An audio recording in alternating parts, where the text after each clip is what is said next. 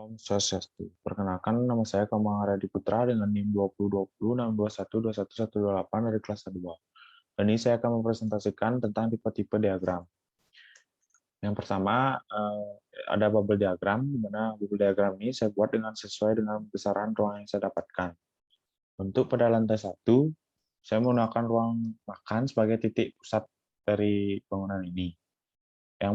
Kemudian ada ruang-ruang yang terhubung. Yang pertama ada teras, di mana teras itu bersebelahan dengan ruang santai. Kemudian ruang santai itu dekat dan mudah dijangkau dari ruang makan. Kemudian kamar lantai 1 bersebelahan dengan ruang makan. Kemudian toilet luar itu bersebelahan dengan ruang makan.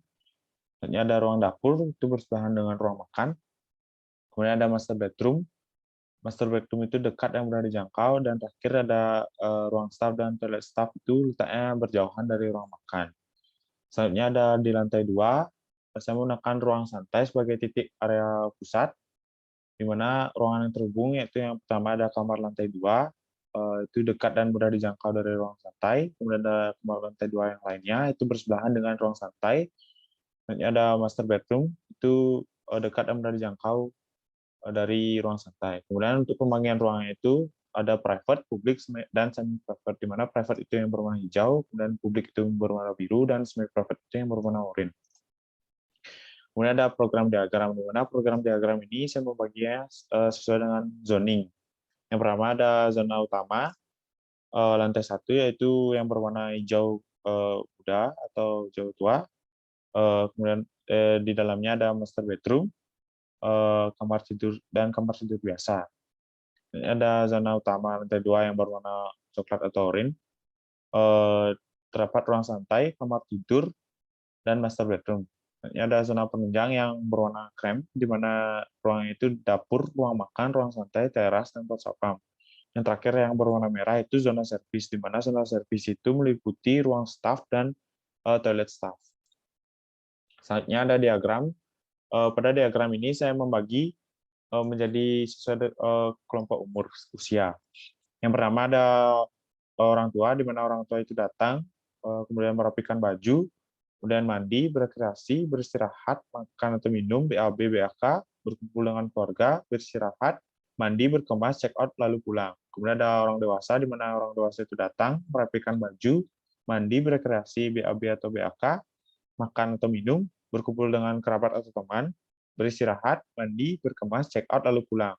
Kemudian ada yang terakhir ada anak-anak, di mana anak itu datang, kemudian mandi, makan, beristirahat, BAB atau BAK, makan snack, rekreasi, makan, mandi, beristirahat, makan, mandi, lalu pulang. Selanjutnya ada konseptual diagram. Yang pertama ada berawal dari bentuk persegi utuh, kemudian dilakukan pemilihan bentuk bangunan dengan cara cut and fill. Bangunan lantai 1 dan lantai 2 bentuknya hampir sama, yaitu persegi. Awalnya, kemudian bentuk bangunan dipilih dan dikembangkan menjadi bentuk C agar bisa memindahkan ruang dan titik main area.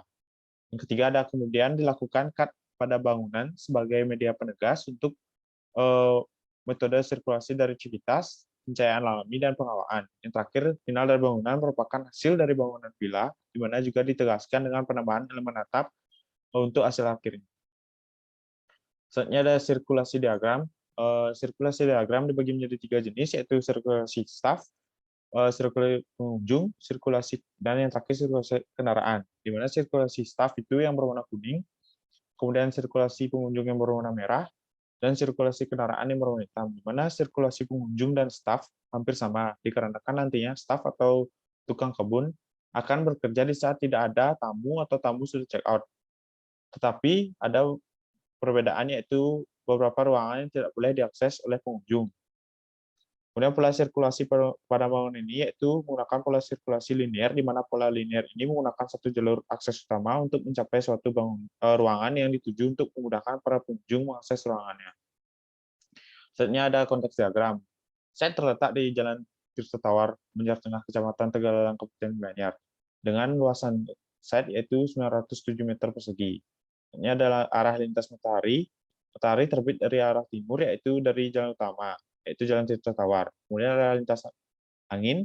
Dari data tahun 2021 bulan November, kecepatan embusan angin yaitu 10 sampai 20 km per jam. Ini ada softscape.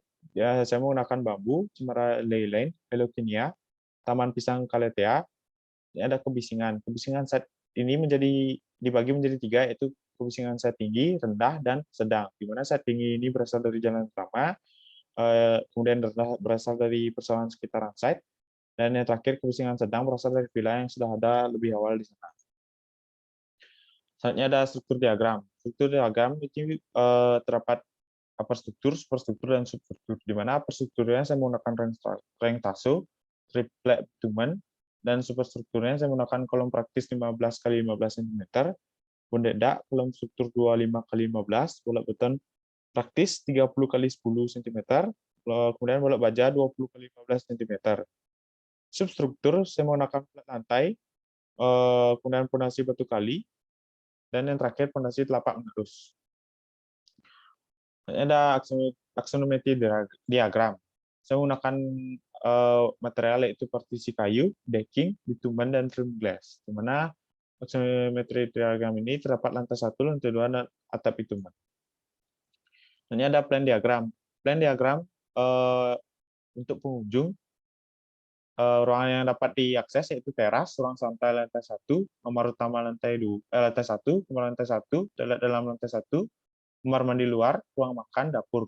Untuk lantai 2-nya, ruang santai lantai 2, kamar utama lantai 2, kamar lantai 2, dan toilet lantai 2. Sedangkan yang untuk pegawai, lantai 1 yang dapat diakses yaitu teras, ruang santai lantai 1, ruang barang staf, kamar mandi staf, kamar utama lantai 1, kamar lantai 1, toilet dalam lantai 1, kamar mandi luar, ruang makan, dapur. Untuk lantai 2-nya itu bisa diakses ruang santai lantai 2, kamar utama lantai 2, kamar lantai 2, dan terakhir ada toilet lantai 2. Selanjutnya ada skill diagram, di mana skill diagram ini saya menggunakan beberapa ruang-ruang penting dalam bangunan yang saya akan buat. Yang pertama ada dapur dan ruang makan, mendapatkan luasan yaitu 9 meter persegi, 9 kali 4 meter persegi. Kemudian ruang tidur utama dapat 6,5 kali 5 meter persegi. Ruang tidur mendapatkan 4,6 kali 4 meter persegi. Dengan sirkulasi sesuai pada gambar, yang paling besar yaitu 27 meter.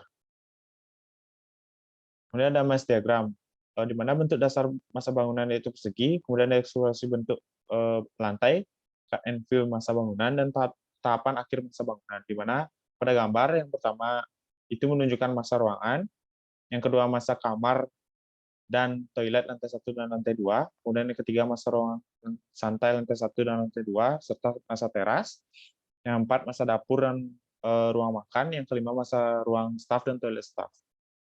Untuk geometri diagram, saya menggunakan golden ratio, di mana golden ratio itu merupakan rasio antara beberapa bagian yang bisa berupa garis ataupun bidang yang simetris, dan beberapa bidang tersebut memiliki ukuran tertentu berdasarkan penjumlahan dari angka-angka yang dijumlahkan secara beruntun sehingga menciptakan luas bidang yang dimulai dari kecil hingga membesar.